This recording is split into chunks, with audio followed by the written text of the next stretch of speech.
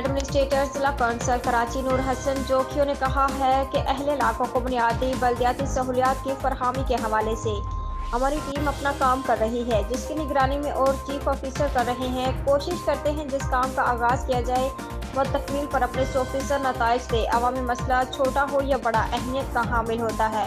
अगर इस पर फौरी तवज्जो न दी जाए तो ये बड़ा मसला बनकर सामने आ सकता है। हमारी हदूद में अक्सर दही आबादियों की है। यहाँ पीने के साफ पानी का मसला सबसे अहम है।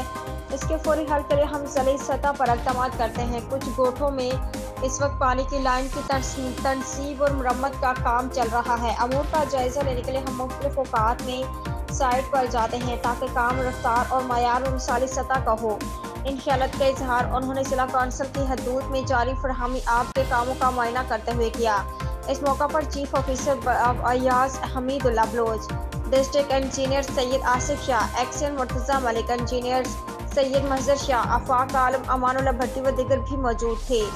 एडमिनिस्ट्रेटर को स्कीम्स के हवाले से ब्रीफिंग देते हुए डिस्ट्रिक्ट इंजीनियर ने बताया कि हमने स्कीम्स के हवाले से तमाम मालूमात यकजा करने के बाद कामों का आगाज़ किया है ताकि किसी किस्म की कमी सामने न आए। मुख्तलिफ गोठों में फरहमी आपकी स्कीम से मुतल्लिका कई अतराफी आबादियों को फ़ायदा हासिल होगा। उम्दा में पकाएं और जी भर के खाएं।